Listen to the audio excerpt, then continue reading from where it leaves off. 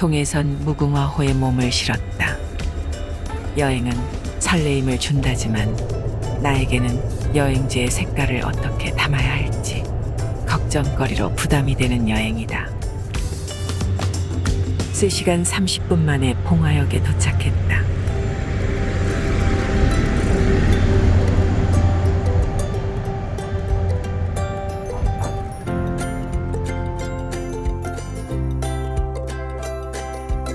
바래미 마을 입구에서 가을이 인사한다.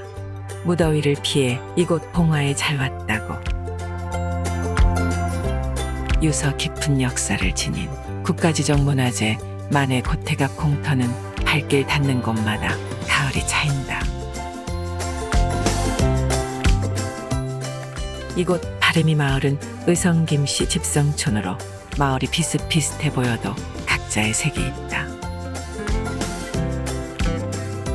베이스 캠프로 만해 고택을 선택, 파란 하늘, 파란 강물을 따라 봉화의 가을을 걸어보기로 했다.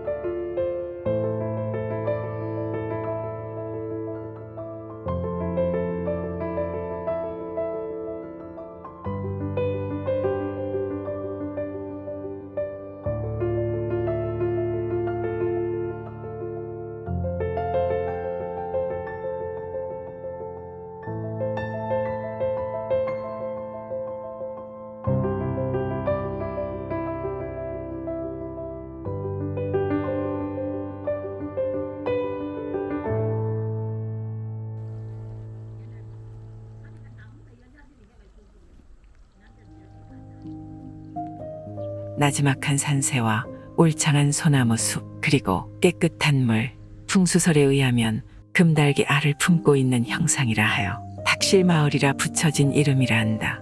또한 영남 4대 길지로 손꼽히는 전통마을이다.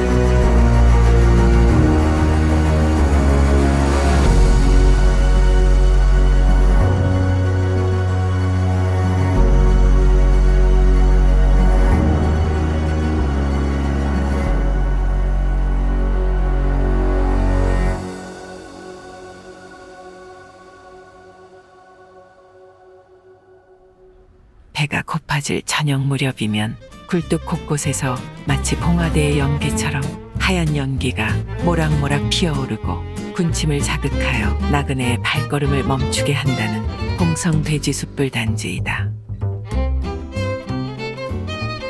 이곳은 봉화군 토속음식 단지로 지정되었다고 한다.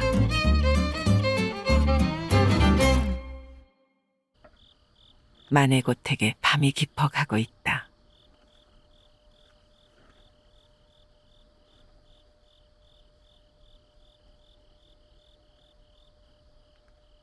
주인 아주머니가 야식을 챙겨주셨다. 고마움이 오래도록 기억에 남을 듯하다. 고택 때문에 아침이 찾아왔다. 오염되지 않은 보약을 담은 아침 공기다. 새벽부터 울어대는 달구름 소리에 내가 산속 고택 시골 마을 단칸방에 누워있음을 실감했다. 아침 일찍 길을 나섰다.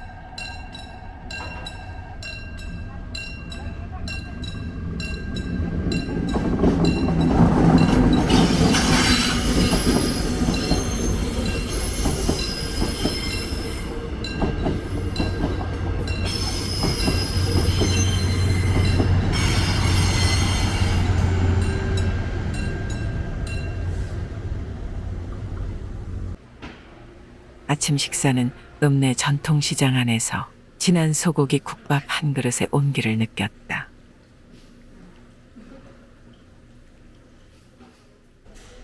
오늘 가볼 곳은 명호면에 위치한 매호 유원지다. 차배차 시간이 1시간 넘게 남았다. 시골에 왔으니 5일장 구경도 재미있겠다 싶다. 이곳 특산품인 사과, 고추, 토란 등이 나와 있다.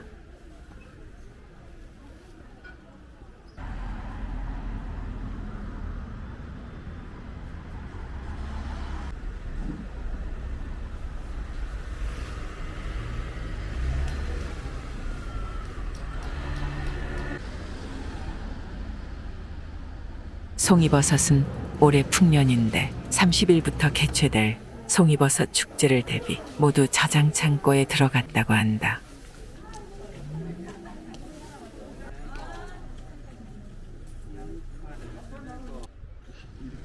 내성천은 송이버섯 축제 준비에 분주하다. 용도가 뭔지 모르겠어.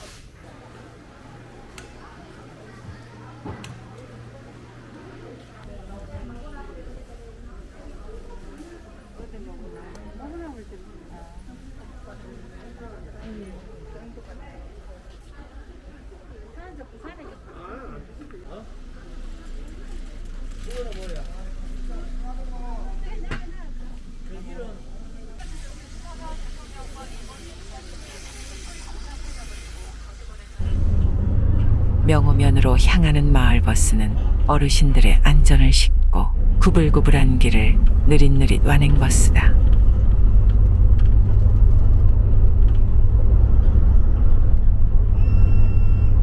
조금 전 시장에서 만났던 버스 뒷좌석에 어르신이 말씀하신다.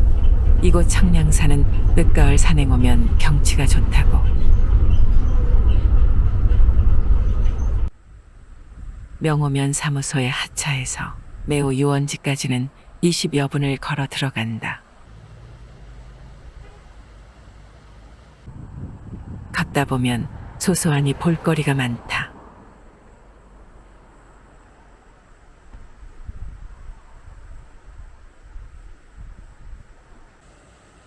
청량산 하늘다리다.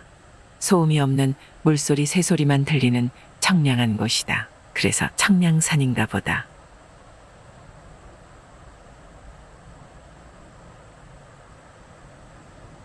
여름철에는 래프팅을 즐기기 위해 인파가 몰려든다고 하는데 가을은 몇몇 낚시꾼들에게만 허락한 모양이다.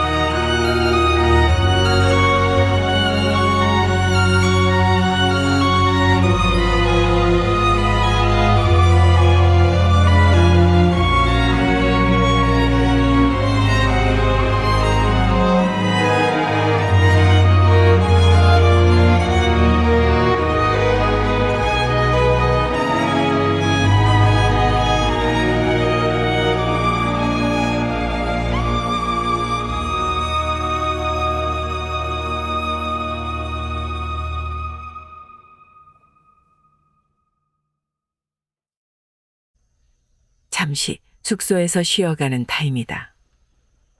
나도 집사인지 이곳 냥이들도 아는지 경계를 하지 않는다. 냥이들과 노느라 잠시 낮잠 타임을 까먹었다.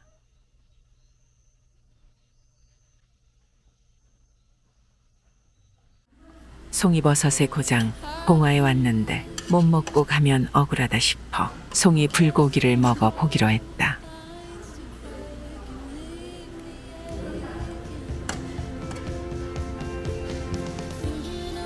말로만 듣던 서빙 로봇이 시골의 현대문명의 삼도지갑 봉화인가 보다. 마지막 날 아침이다. 만남이 있으면 늘 헤어짐이 인생인가 보다. 주인 어르신과 인사를 나눈 뒤 영주행 버스에 올랐다.